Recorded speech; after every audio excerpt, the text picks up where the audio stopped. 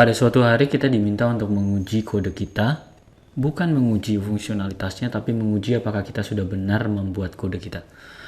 Apakah kita sudah memenuhi berbagai macam aspek kualitas, aspek konsistensi, coding standar, atau hal-hal yang lain. Biasanya aktivitas ini dilakukan sebelum proses yang kita sebut dengan refactoring.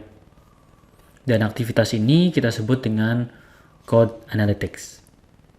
Mari kita mulai.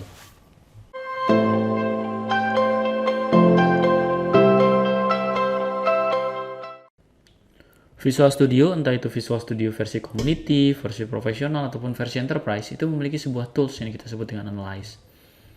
Rekan-rekan bisa melihat di sini optionnya. Di situ ada code cleanup untuk membersihkan kode, run code analysis, dan calculate code metrics. Calculate code metrics pada dasarnya adalah berfungsi untuk mengukur untuk mengukur status kode kita, mengukur aspek-aspek yang kita sebut dengan software metrics. Kalau rekan-rekan lupa apa itu software metrics, ya software metrics bisa didefinisikan sebagai ukuran satuan sebuah kode. Kita akan coba dulu ya untuk code metric ini. Saya akan pilih project ini, kemudian saya akan melakukan analyze code metrics. Kita tunggu beberapa saat. Rekan-rekan bisa melihat di sini code metric yang kita miliki. Code metric berbicara tentang berbagai macam aspek, terutama aspek yang sifatnya kuantitatif seperti maintainability index. Ini indeks kemudahan dalam merawat kode. Semakin tinggi maintainability index, semakin baik kode itu dan mudah dirawat. Cyclomatic complexity. Cyclomatic complexity ini bicara tentang kompleksitas sebuah kode yang kita katakan ya penuh keruwetan lah ya. Semakin besar nilainya, maka kemungkinan semakin kompleks itu kode. Ya.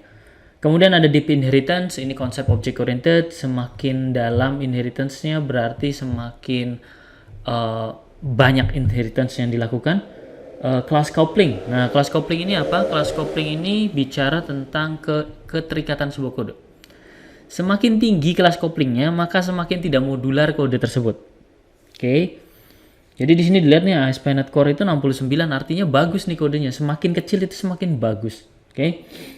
Line of source code, tentu saja ini jumlah line of source code ya. Ini adalah totalnya, kemudian ini adalah bagian-bagian dari line of code. Kemudian juga ada line of executable code ya.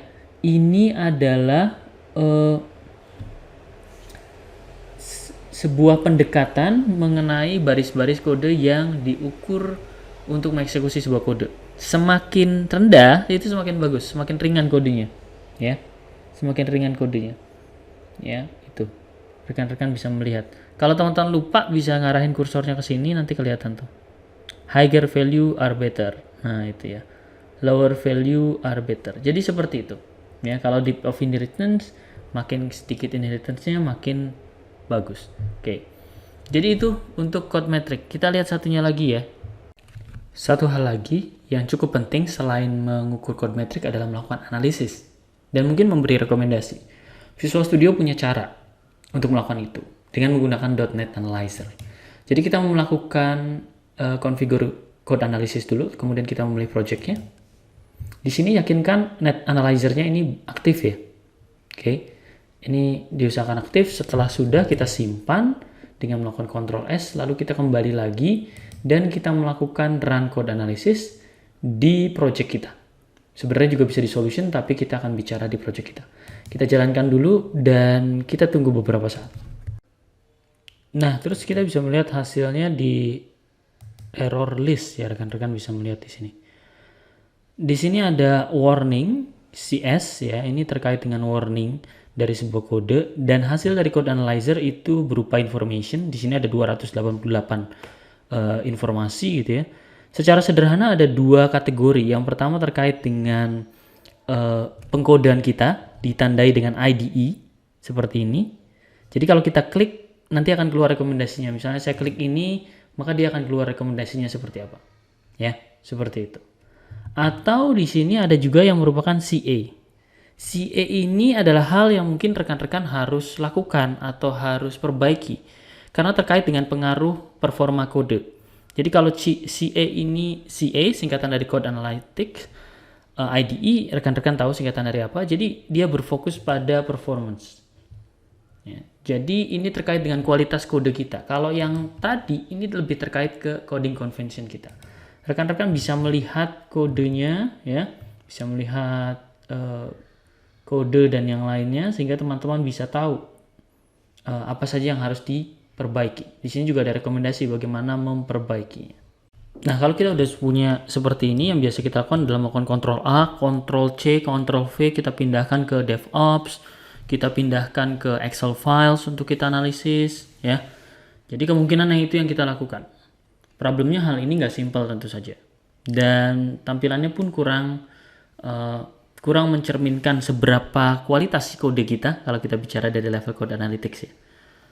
Maka itu ada satu tools yang cukup menarik, ya. Satu tools tambahan yang cukup menarik yang disebut dengan NDPens. NDPens itu apa? Kita lihat websitenya. Kalau kita bicara refactoring, kita biasanya bicara tentang technical debt, code review, dan aktivitas-aktivitas yang lain yang harus kita lakukan untuk membuat kode kita makin berkualitas. Dan yang menariknya di sini ada sebuah tools, ya, extension yang bisa dipasang di Visual Studio dan juga Azure DevOps. Extension ini akan sangat membantu rekan-rekan untuk melakukan code analysis, terutama apabila efek code analysis yang dihasilkan di Visual Studio itu tidak mencukupi. Kita bisa melihat di sini, ya, features-nya apa saja. Sama halnya dengan code analytic, hanya saja ini adalah versi yang lebih ditingkatkan. Kita bisa memperoleh visual yang menarik untuk code rule dan code query. Kita bisa melihat dependency graph yang memperlihatkan bagaimana cyclomatic complexity terjadi. Kita bisa mengetahui estimasi atau perhitungan dari technical debt. Jadi ada banyak sekali hal yang bisa kita lakukan di sini, ya. Dan itu yang tidak diperoleh di Visual Studio Code Analyzer. Bahkan satu hal yang paling saya kagumi adalah dia terintegrasi dengan Azure DevOps. Jadi kita nggak perlu khawatir untuk melihatnya. Bahkan NDPens itu memberikan informasi dalam bentuk visual atau graphics. Ini yang cukup menarik karena artinya kita bisa melihat secara lebih holistik, secara lebih dalam bagaimana kode kita dieksekusi. Kita akan membahas NDPens, instalasi dan konfigurasinya di video selanjutnya.